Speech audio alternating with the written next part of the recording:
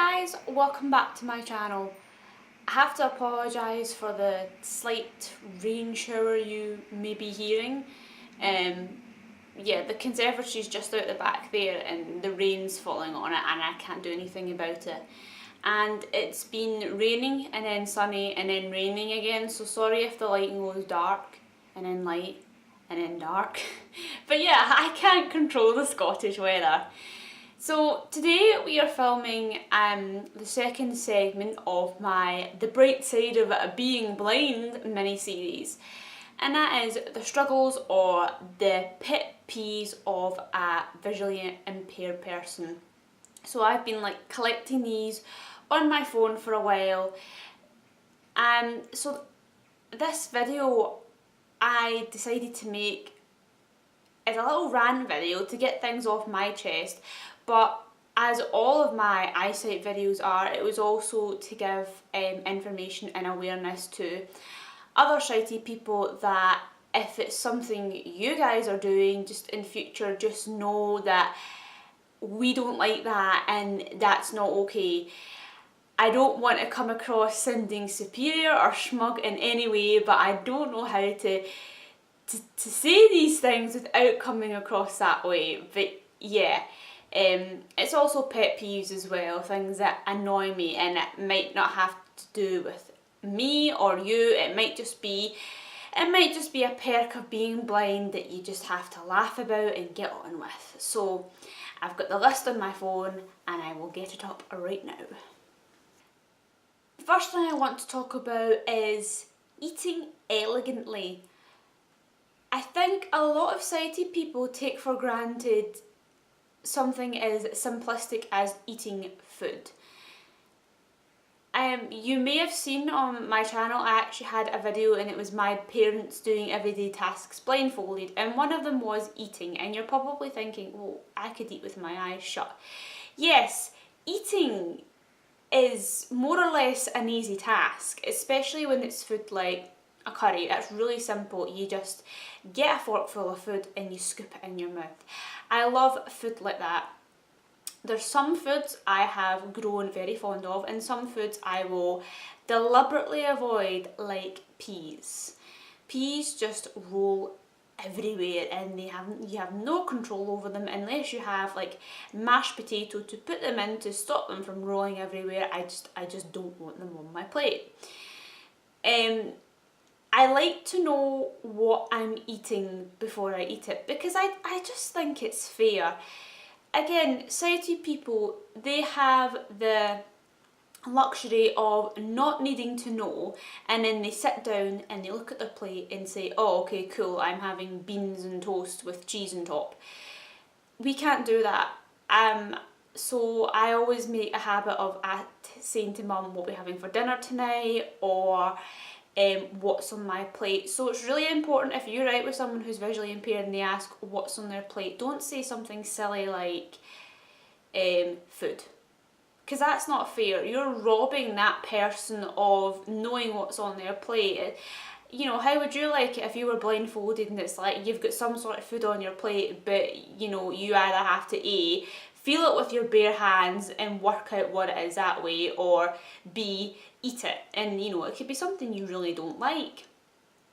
So please always describe to a visually impaired person, if they ask, because if they don't ask it's annoying, what's on their plate, especially if there's things on their plate like garnishes, like lemon wedges. I went into Pret a Manger once and they always, excuse my phone, they always put lemon wedges in their salads, and I never knew that, and it's that awkward moment of you have a lemon in your mouth and you have to subtly pick it out your mouth and put it to the side without anyone else seeing or making a big scene about it. So yeah, knowing what's on your plate I think is really important. I use a plate guard as well. You've probably seen in my parents doing everyday tasks. I use a plate guard so that when I do have more footy food like peas, it just helps to keep my peas on my plate. I mean, let's get real here. Food still ends up on the table, But to be fair, even sighted people sometimes can get food on the table or on the floor, so that's just something we all have to deal with. This is a weird one. This is something I don't think any sighted adult will ever have experience of. Maybe somebody else who is disabled, but any non-disabled adult will never have had to deal with the embarrassment that is asking another adult to go to the bathroom, like we're a 5-year-old. Excuse me, can I go to the bathroom please? It's like, most people, they just, when they need the toilet, they just get up and go to the toilet. But when you're blind, you have no freaking clue where the toilet is, so you need to not only tell someone you need the toilet, but you need to ask them to take you to the toilet, and then they have to wait for you outside the toilet. So it's like no privacy whatsoever. If I could recommend one thing, is when you're in the toilet, don't be getting stressed or worried because you're thinking, oh, they're outside waiting for me, I better hurry. Just no. Because I don't think it's fair that a sighted person or a non-disabled person could take as much time as they liked in the toilet, but just because we've had to be guided, we have to hurry up. I mean, don't get me wrong, I don't think you should take the Mickey Mouse either and make them wait forever and ever and ever. If you know you're going to be a bit longer, then you might want to say to the person who took you to the toilet, hey, I'm going to be, 5 or 10 minutes. You want to go back and then I'll text you when I'm done, or something like that. It becomes even more embarrassing asking to go to the toilet in situations like a meeting. So you're all around the table and you're discussing something really hard hitting, and then somebody says, does anyone have any questions? And you put your hand up and you're like, yes. Can I go to the toilet? So you're announcing to the whole table, the whole room, that you have to go pee-pee. It's bad enough having to walk up to one adult and say, hey, can you take me to the toilet? But having to tell the whole room, announce to the whole room, I must urinate. It's so embarrassing. And it's like, how can I tell someone I need the toilet without announcing to the whole room? The only tip I can give in that situation is make sure you're sitting next to somebody who you know, who you're really familiar with, so you can just whisper to them, I need to go to the toilet, can you take me? Because if the person you know in the meeting room is leading, if they're chairing the meeting, well, you're fudged. But if the person that you know is the other side of the table, then yeah, you will have to just either whisper to the person next to you, complete stranger, or announce to the whole room. And sometimes, again, when you're blind, it can be hard. You want to kind of turn around and get the person's attention next to you. Now, usually you would do that by touching them, but if you can't see where they are, you're just kind of putting out your hand, and what if you accidentally, touch their face, or touch their boob, or your hand's kind of levitating a couple of inches away from their face, but not their actual face. I mean, that's just awkward. And then you're either left with that, or you're left with the, excuse me, I'm not really sure what the toilet is, can you take me? And then you're saying this, but you don't know if that person's looking at you or has heard you or anything. So sometimes it's best just to announce the room, as embarrassing as that is, or make sure you're sitting next to somebody you know. So if you do touch their boob, it's not really a big deal, because it's like, oh, well, I'm really good friends with them and they understand that I can't see and they don't care, it's fine. Or they will be paying attention and they will be hearing you because they know that you need help. This next one, I cannot stress enough how important or how crucial I feel about this next one. Socializing. When you're blind or visually impaired, non-verbal communication and socializing can become very difficult and very awkward. And it's some of the reasons why, and I speak for myself, and I'm sure I speak for a lot of other visually impaired and blind people, it's reasons why sometimes we don't go out and we don't want to socialise because we are too embarrassed or we're too scared to. And I really don't think that's fair, that because of this situation we are left not to socialise. That's not sighted people's fault, and it's not visually impaired people's fault. It's just one of these situations where we have to understand ourselves, and the people that we're with have to understand that we can't see. And what I'm talking about is, it is strictly socialising here. So I struggle to be in a group of 3 or plus, because you know what it's like when you go out and you with people, you don't, I mean, sometimes when you're in a group, you're all having the one conversation, but there will be sometimes in a group where, you know, 2 people will break off and have a conversation, and another 2 people will break off, but you'll be in an open room. So there'll be millions of conversations flying around, and when you're visually impaired, you rely on your ears more than your eyes, so you're picking up on all these conversations. So you're getting confused because you're trying to have a conversation with the person you're having a conversation with, but you can hear other parts of other conversations. It's very, very distracting. I was in for a JAWS class this morning, and there was a very rude woman who came in, and she's partially deaf, not her fault, but she was having a very loud phone conversation, and me and my teacher could not concentrate because all we could hear was her talking about very private and very sensitive information, might I add. So yeah, that in itself can be very distracting and disorientating. And then if you're talking to a group of people, it's really important when you're addressing someone with a visual impairment or blind, don't just say to them, "Oh, would you like another drink?" If there's 5 other people in the room, you could be talking to any of them. And I know it's the whole eye contact thing, but we can't see eye contact. So you either go right up to them, like if they're visually impaired, you either go right up to them, stand right in front of them, or if they're blind, in my case, you say their name, "Rachel, would you like another drink?" Or, you know, if you're really close to them, maybe touch them and say, "Would you like another drink?" Because what I tend to do is, if somebody just says, "Would you like another drink?" if I'm not sure if they're talking to me, I'll just ignore them. Because I would rather ignore them than say, "Oh yes, I'd love another drink," for them to turn around and say, "Oh, okay, I'll get you another drink, but I was actually talking to Samantha." Like, oh, embarrassing! Like, so I'd rather just ignore them. And then if they ask the question again, then I know they're talking to me, and then I will apologise. I will say, "I'm sorry, I thought you were talking to somebody else." And then I'll say, "In future, is it okay if you address me? Can you say my name, so that way I know you're talking to me. I didn't mean to be rude or anything."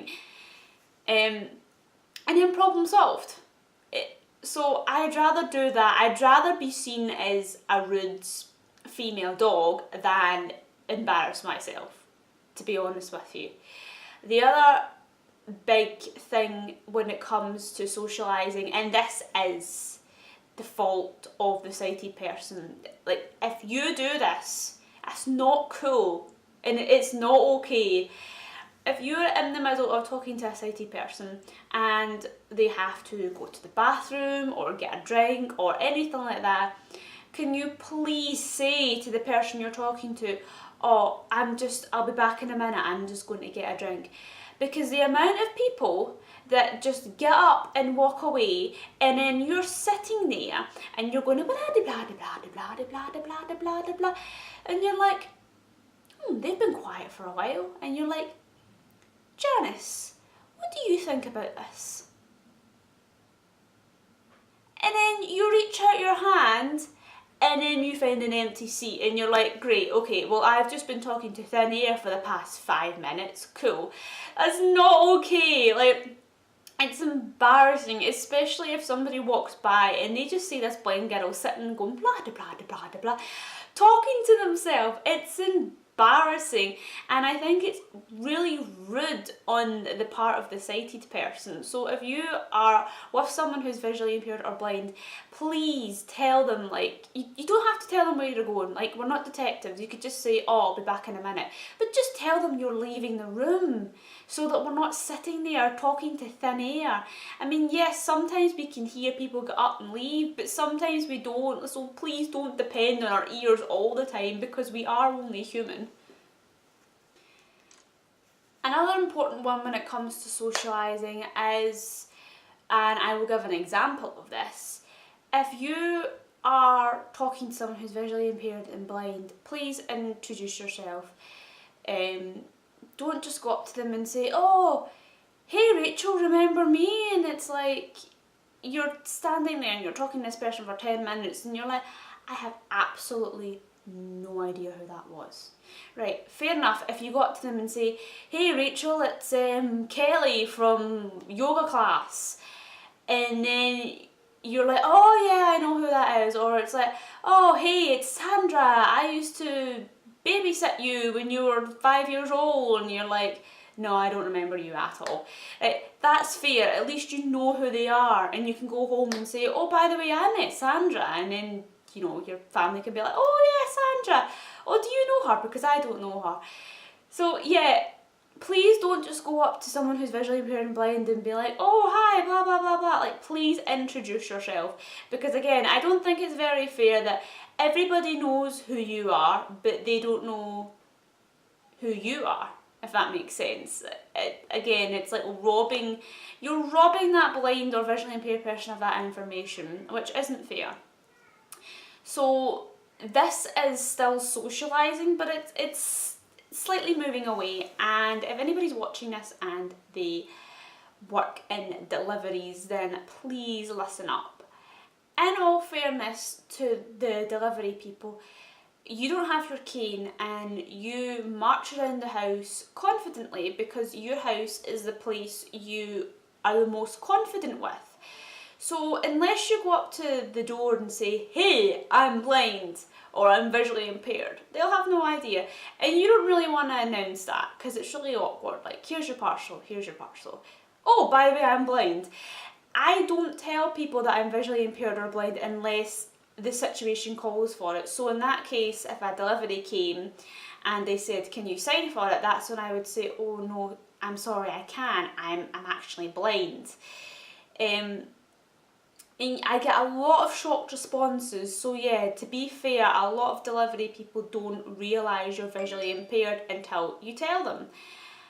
But this isn't to do with being visually impaired or being sighted, but my biggest pet peeve when it comes to delivery men or women is, you know, there's someone at the door because the doorbell rang or your dogs went off their head, and you open the door and you know you can't see, so you're waiting for them to make the first move, whether that may be, you know, delivery for such and such, or here's a parcel, or blah. No, you open the door.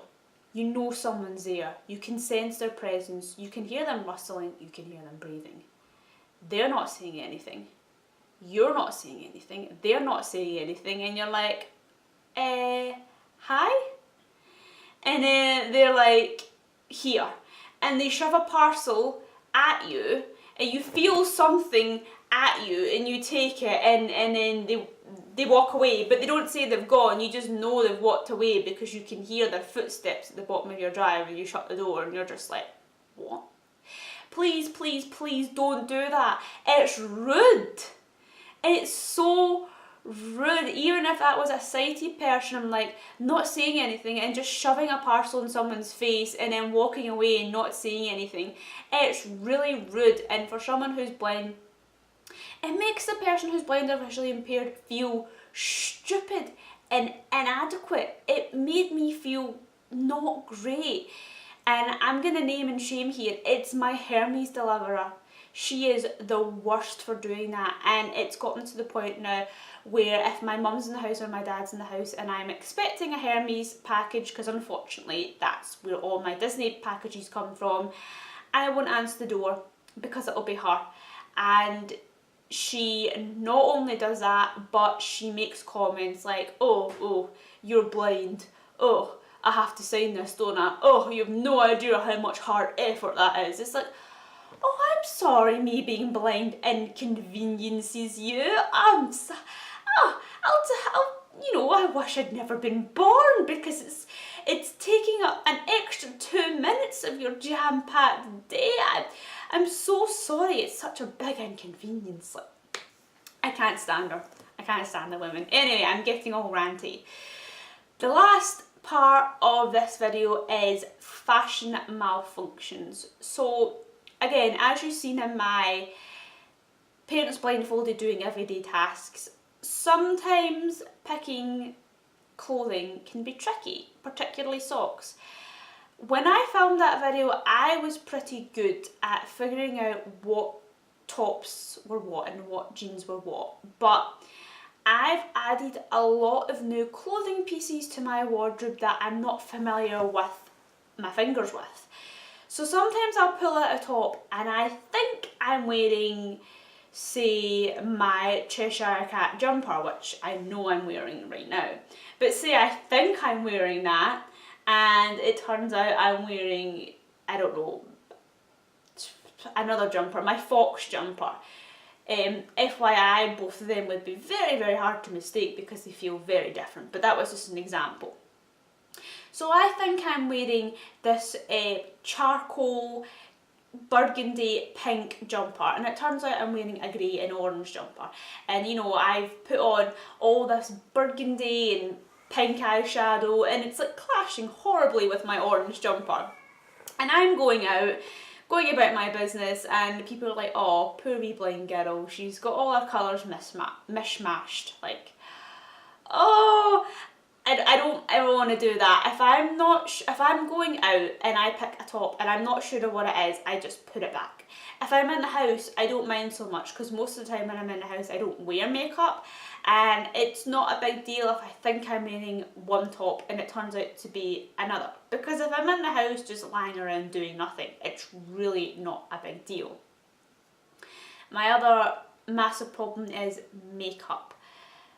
Please, please, please, if I'm ever out with you, I can't speak for all visually impaired people here, but for me, if I'm ever out with you and I have a big dollop of mascara on my nose, or my highlight isn't blended properly, or I have a streaky line of foundation, please tell me so I can go and fix it.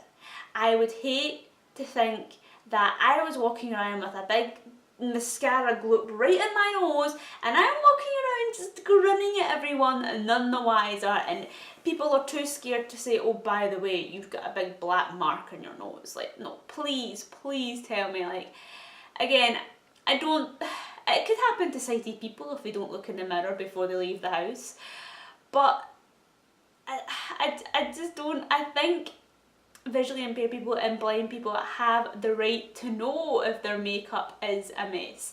I mean, somebody might say to me, well, you could just avoid that and not wear makeup, but then that's you lying down to being blind. It's like, well, I can't apply makeup without making boo-boos, so why even bother?